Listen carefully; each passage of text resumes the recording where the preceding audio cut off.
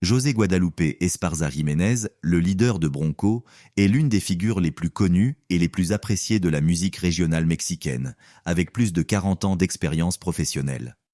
Cependant, il y a beaucoup de choses que vous ne savez peut-être pas sur l'un des créateurs de Bronco dans les coulisses.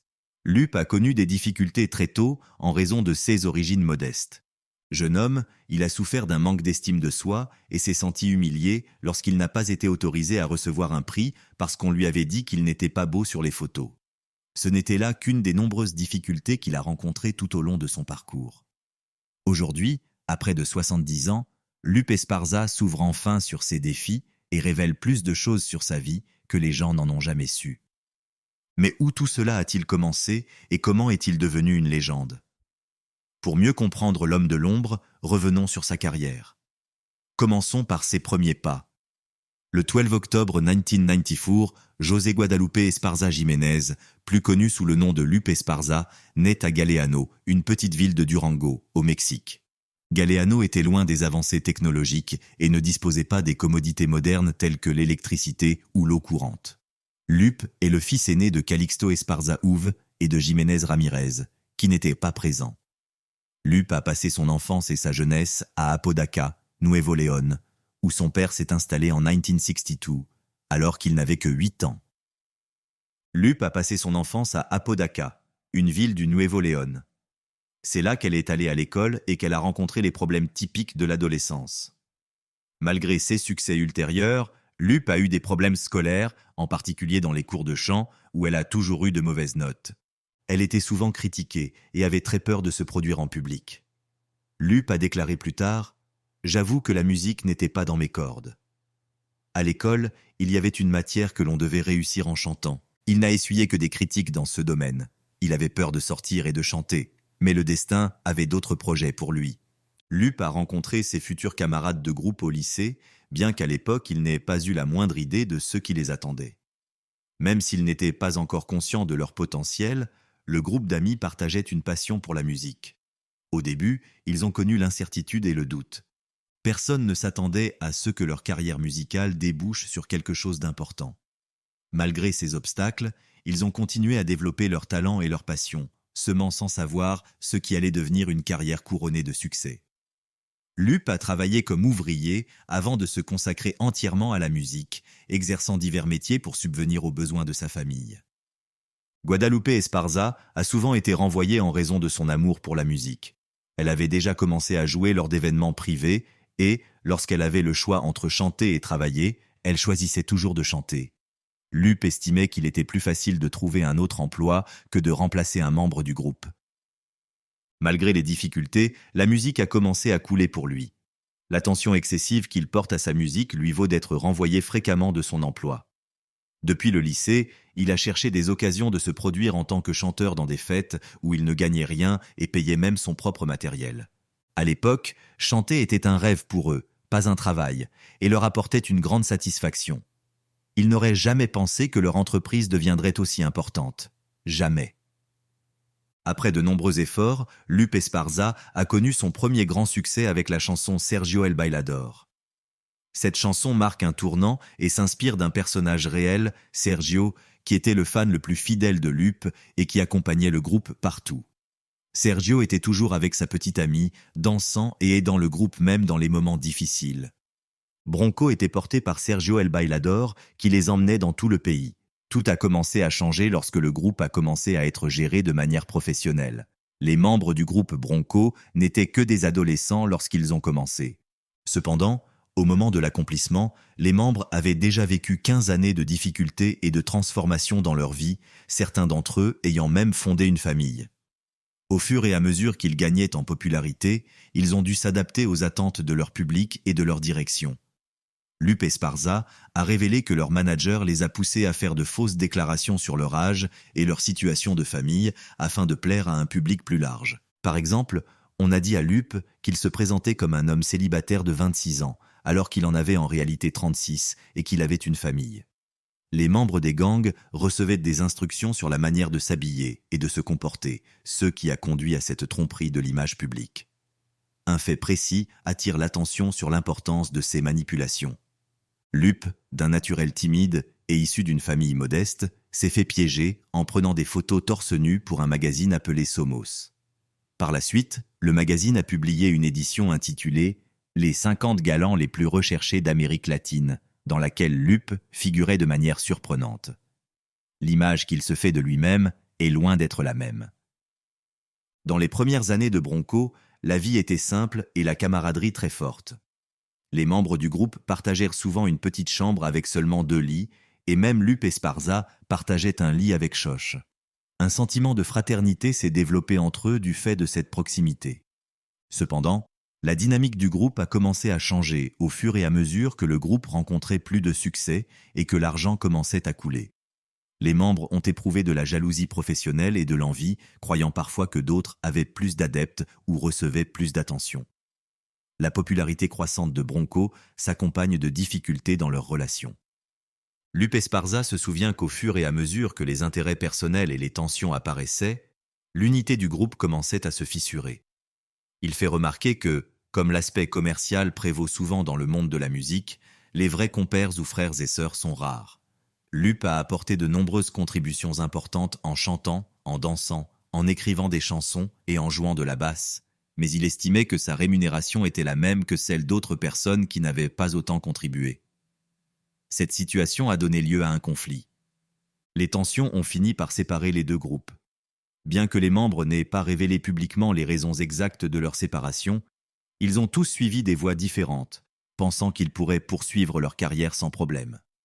Cependant, lorsqu'ils ont envisagé de se reformer plus tard, ils se sont heurtés à un obstacle inattendu. Le nom Bronco a été légalement revendiqué par Oscar Flores, leur ancien manager. Lup et ses anciens compagnons de groupe ont eu des difficultés à cause de cette situation. Ils n'avaient jamais prévu de se réunir un jour pour découvrir que le nom Bronco ne leur convenait plus. Lup ne se sentait pas à l'aise avec ses anciens membres, même s'il a décidé de poursuivre une carrière solo. La tournée d'adieu et les adieux émouvants au stade Azteca ont renforcé la place de Bronco dans son cœur et il lui est difficile d'aller de l'avant sans eux. Le groupe a tenté de revenir sur le devant de la scène, mais a dû faire face à de nombreuses difficultés. L'industrie musicale est confrontée à des problèmes tels que le piratage et la récession économique, qui empêchent les artistes de prospérer. Lup s'est rendu compte que le nom Bronco avait plus de sens qu'il ne l'avait cru dans le passé. Malgré leurs efforts pour se rebaptiser America's Giant, l'attachement du public au nom et à la formation d'origine a révélé que l'essence de CE qui rendait Bronco spécial était liée à leur identité d'origine. La séparation des 2 principaux membres du groupe, Caro et Javier, ne fait qu'aggraver les difficultés du groupe. Lup a commencé à réaliser que l'héritage de Bronco était plus profond et plus important qu'il ne le pensait au départ, en réfléchissant à ces difficultés. Le retour à la célébrité est plus compliqué qu'un simple changement de nom, car le nom du groupe, avec les souvenirs et les émotions qu'il évoque, fait partie de son identité et de son succès. Bronco semble avoir atteint la fin d'une époque. Javier prend la décision de quitter le groupe, ce qui laisse présager sa disparition. La formation originale se réduit à Lup et Ramiro, les autres s'orientant vers d'autres projets. Lup et Ramiro ont réfléchi à ce que leurs enfants pourraient faire à l'avenir et ont pris une décision. Avec l'arrivée de la nouvelle génération, ils étaient impatients de tester leurs compétences et de voir ce dont ils étaient capables. Ils ont alors reçu une offre pour créer une série biographique sur l'histoire du groupe. Lup et Ramiro ont accepté et la série s'est basée sur un livre que Lup avait écrit. La série a exagéré le portrait.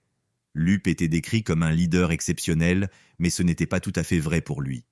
La série a également exagéré le rôle de son manager, le décrivant comme un tyran, bien que cette description comporte une part de vérité. L'un des points forts de l'émission concerne un SIAZ antérieur de discrimination. Lup a raconté qu'il n'avait pas été autorisé à recevoir un prix parce que les organisateurs pensaient qu'il n'était pas beau sur les photos. Lup s'est senti très humilié parce qu'ils avaient préféré Ramiro pour remettre le prix. Malgré son travail acharné en tant que chanteur et auteur-compositeur, il a eu l'impression que ses contributions étaient sous-estimées, et l'incident lui a donné l'impression que ses réalisations étaient insignifiantes simplement parce qu'elles ne correspondaient pas à une certaine image. Finalement, il a été décidé que tout le monde devait rester à l'écart. Lup Esparza a expliqué comment il entendait remettre en question l'idée préconçue de ce qu'est un chanteur à succès. Il voulait remettre en question la norme de l'artiste séduisant, photogénique, à la voix et au corps impeccable. Lup pense que Bronco, ainsi que Schoch, ont participé à cet effort de redéfinition de la norme, bien qu'il soit difficile de voir comment ils se sont écartés de ces attentes. Schoch, tout comme Bronco, est plus qu'un membre du groupe pour Lup. C'était un compagnon proche. Lup se souvient affectueusement de Schoch comme de quelqu'un qui aimait la nourriture et qui était un peu colérique s'il ne mangeait pas régulièrement. Le soutien mutuel et les expériences partagées constituaient la base de leur amitié. Schoch est mort tragiquement le 20 septembre 2012 des suites d'une cirrhose du foie causée par une transfusion sanguine. Lup et les autres membres de Bronco se souviennent de Schoch comme d'un membre authentique et inestimable du groupe, malgré cette perte. Sa présence authentique et son talent pour comprendre chaque chanson ont laissé un impact durable sur ceux qui l'ont connu. Après de nombreux efforts, Bronco a finalement obtenu l'autorisation d'utiliser son nom au Mexique. Bien qu'il puisse toujours se produire sous le nom de Bronco en dehors du Mexique, le nom est perdu au Mexique. La situation s'est compliquée lorsque leur maison de disques a proposé de sortir un nouvel album intitulé Bronco, en insistant sur le fait que le nouvel album devait s'appeler Bronco dans la promotion. Lup Esparza et ses coéquipiers se sont sentis plus motivés pour négocier avec le détenteur des droits sur le nom afin de le récupérer. Le nom a un prix. En raison de sa réticence à apporter sa juste contribution, Lup Esparza, en tant qu'actionnaire principal, a dû investir plus d'argent que les autres membres. Grâce à cet engagement financier, Lup est devenu le principal décideur du groupe. Bien qu'il ait réussi à récupérer le nom, le processus a mis en évidence les difficultés à respecter les obligations financières et à maintenir l'unité du groupe. Lup revient sur cette expérience et note que les problèmes contractuels et financiers révèlent parfois la vraie nature des personnes impliquées.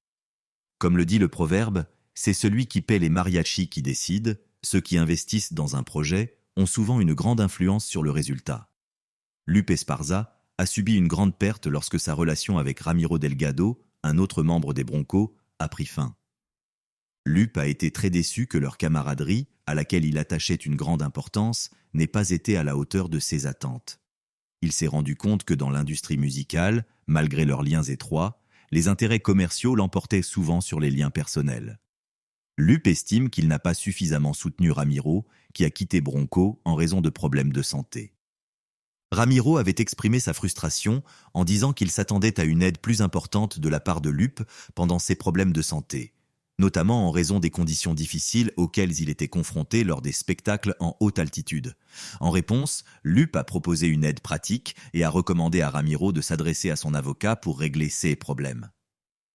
Ces déclarations de Ramiro ont profondément blessé Lup. Il avait toujours prôné l'équité au sein du gang, proposant même que chacun reçoive un salaire égal pour maintenir l'harmonie. Depuis les premiers jours de Bronco, Lup a protégé Ramiro et s'est senti trahi par les critiques. Lup a été ému d'entendre les accusations de Ramiro parce qu'elle essayait de réconcilier la réalité de leur relation avec ses souvenirs de soutien et d'accompagnement de Ramiro au cours de leur voyage commun. En 1996, Bronco est sur le point de mettre fin à sa carrière en raison de l'épuisement de ses membres à se produire sur scène. Ils avaient l'impression d'être des robots qui se contentaient de jouer. Bien qu'ils aient eu l'intention de terminer cette année-là, ils ont opté pour une tournée d'adieu et ont officiellement mis fin à leur voyage en 1997. La fatigue et le désir de se retirer sont évidents malgré des années de succès ininterrompus. En 2011, Javier, un membre important de Bronco, prend la difficile décision de quitter le groupe. La motivation de son départ était de faire preuve de solidarité avec son frère Schoch, qui ne pouvait pas être présent à cause d'une grave maladie du foie. Dans un premier temps, Alejandro, un autre membre de la famille qui jouait de la batterie, a pris la place de Schoch.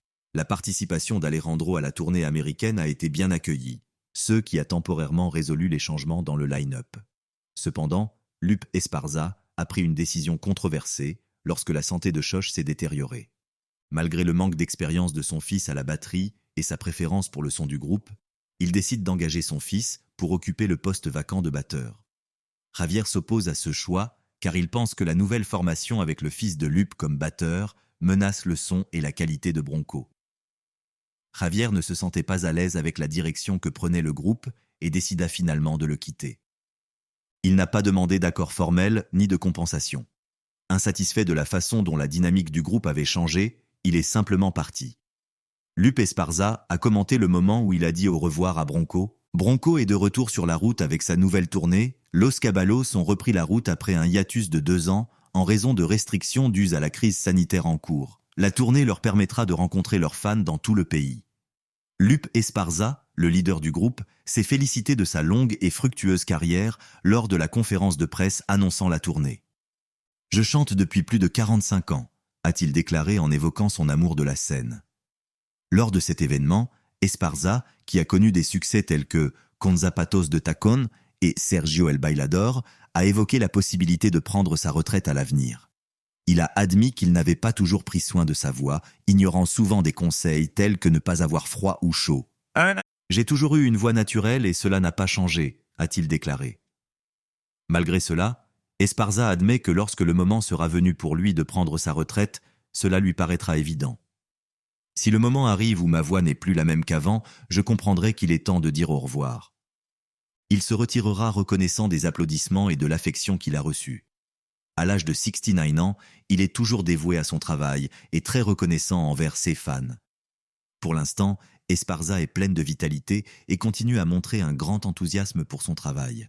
Elle le trouve relaxant et épanouissant. Après avoir connu l'échec et le succès, elle apprécie aujourd'hui chaque instant de sa carrière. Elle a déclaré qu'elle appréciait l'aide et le soutien du groupe, surtout depuis que les garçons l'aident à chanter. « J'ai hâte de voir ce qui va se passer et c'est super que les garçons m'aident pour les chœurs et les solos. » Lupe a dit que c'était une façon de les impliquer davantage et de passer le relais, même si j'espère que ce jour est encore loin, en faisant référence à ses fils José Adán et René Esparza, qui font partie de Bronco depuis un certain temps.